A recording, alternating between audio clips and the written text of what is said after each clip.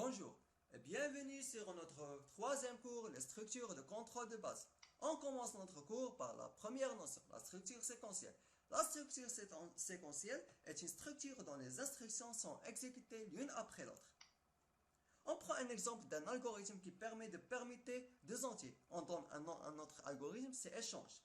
On déclare après trois variables de type entier, la variable x, y et z. Après débit, la première instruction c'est écrire, donner la valeur de x, va afficher à l'écran, donner la valeur de x. On va saisir notre valeur à l'aide de l'instruction lire. Après, on va afficher, donner la valeur de y à l'aide de l'instruction écrire. On va saisir notre valeur y à l'aide de l'instruction lire. Après, la valeur de la variable x va être affectée à la variable z. La valeur de la variable y va être affectée à la variable x et va remplacer l'ancienne valeur de la variable x. La valeur de la variable z va être affectée à la variable y et elle va remplacer l'ancienne valeur de la variable y. Et enfin, on va afficher la valeur de la variable x et la valeur de la variable y à l'aide de l'instruction écrire. La deuxième notion, c'est la structure sélective. La structure sélective est une structure dont les instructions sont exécutées en fonction d'une condition.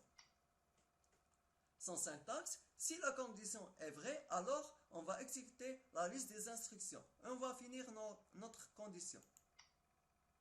Par exemple, un algorithme qui calcule le maximum de deux nombres réels. On va donner un nom à notre algorithme, c'est maximum. Après, on déclare trois variables, a, b et max, de type réel. Après débit, la première instruction, c'est écrire. Entrer les valeurs de a et b. Il va s'afficher à l'écran, entrer les valeurs de a et b. Après écrire, on va saisir les deux variables, a et b, à l'aide de l'instruction lire. La valeur de la variable a va être affectée à la variable max. Si la valeur de la variable max est inférieure à la valeur de la variable b, alors la valeur de la variable b va être affectée à la variable max. On va finir notre condition et afficher la valeur de la variable max. Et enfin, on va finir notre algorithme à l'aide de fin. La troisième notion, c'est la structure alternative. La structure alternative exprime le choix entre deux séquences d'actions en fonction de la valeur d'une condition. Sans syntaxe, si la condition est vraie, alors on va exécuter la liste des instructions 1. Sinon, si la condition vaut faux, alors on va exécuter la liste des instructions 2. Et on va finir notre condition. Si la condition vaut vrai, alors le bloc d'instruction 1 sera exécuté, sinon le bloc d'instruction 2 sera exécuté.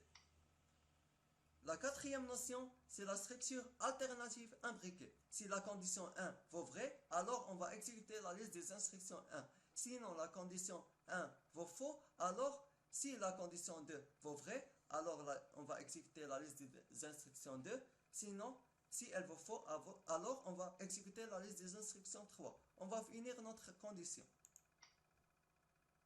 Par exemple, écrire un algorithme qui demande un nombre à l'utilisateur et l'informe ensuite si ce nombre est positif, nul ou négatif.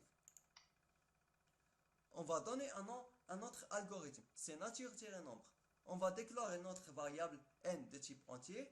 La première instruction, c'est écrire. Entrer un nombre. Elle va afficher entrer un nombre à l'écran. On va saisir notre nombre à l'aide de l'instruction lire. Si le nombre supérieur à 0, alors le nombre est positif. Sinon, si le nombre vaut 0, alors le nombre est nul. Sinon, si inférieur à 0, alors le nombre est négatif. On va finir notre condition avec fin ci et finir notre programme avec fin. La cinquième notion, c'est la structure des choix multiples. Sans syntaxe, k, variable ou expression, vaut. Si il vaut val 1, alors il va exécuter la liste des instructions 1. Si il vaut 2, alors il va exécuter la liste des instructions 2. Si elle vaut n'importe quel nombre, on va exécuter la liste des instructions qui ont une relation avec ce nombre. Sinon, si la variable ou expression vaut faux, alors on va exécuter autre instruction. Pour finir notre condition, on va finir avec fin cas. Par exemple, on prend un algorithme dont le nom est non-chiffre. On déclare notre variable n de type entier. Après début, la première instruction, c'est écrire. Donnez votre chiffre entre 1 et 7. Va afficher à l'écran, donnez votre chiffre entre 1 et 7. On va saisir notre chiffre. Si le chiffre vaut 1, alors va s'afficher lundi. Si il vaut 2, alors il va s'afficher mardi. Si il vaut 3, il va s'afficher mercredi. Si il vaut 4, alors va s'afficher jeudi. Si il vaut 5, alors va s'afficher vendredi. Si il vaut 6, alors va s'afficher samedi.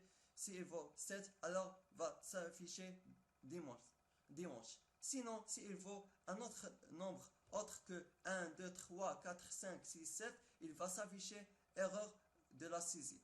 On va finir notre condition avec fin cas et enfin on va finir notre programme avec fin.